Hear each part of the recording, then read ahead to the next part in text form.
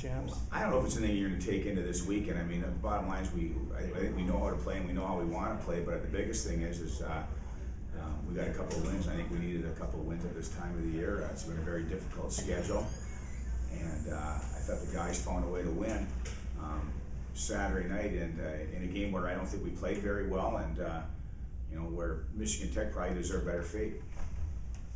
Coach, last year with UMD, of course, the big story was the Fontaine, Connolly, and Connolly line. Two of those guys are gone.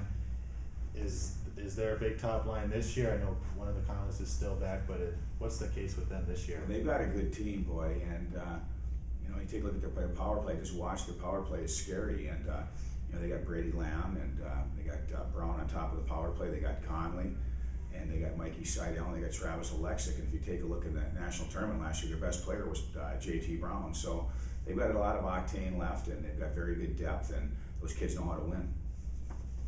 What do you like about your team 3 weeks into the season and what do you think you can improve on?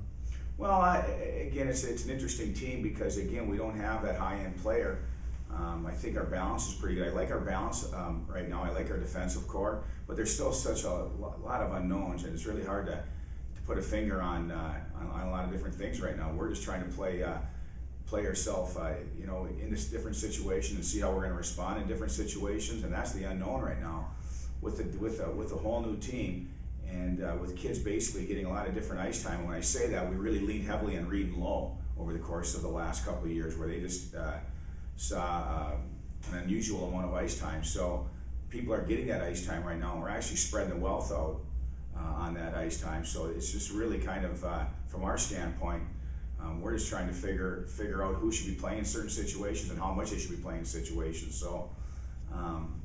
That's probably the thing that we're still trying to figure out, and we're still analyzing our personnel.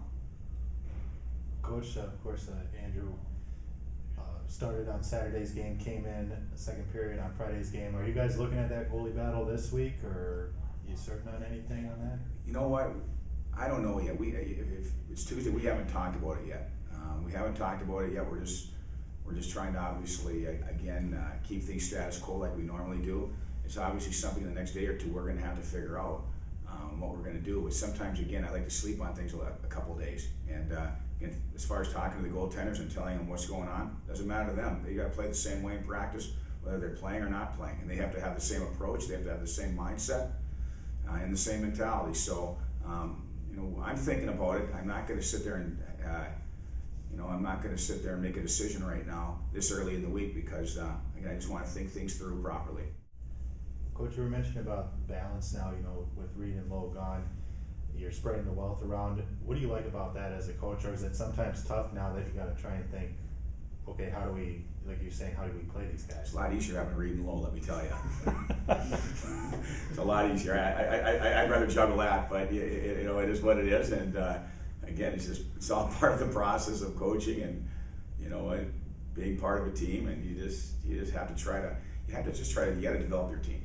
You got to develop your team, and you got to play guys. That's why, if you've noticed, we've rolled 4 lines straight. Nobody has saw any more ice time than the other guy, other than maybe the guys who are playing special teams. But I've rolled 4. I've even stuck that way. If you've noticed, I've even stayed that way during TV timeouts. I haven't went back to our 1s or 2s. If our 3s were up, they were going. And I think this early in the year, we got to play our guys, and we have to let it all sort out.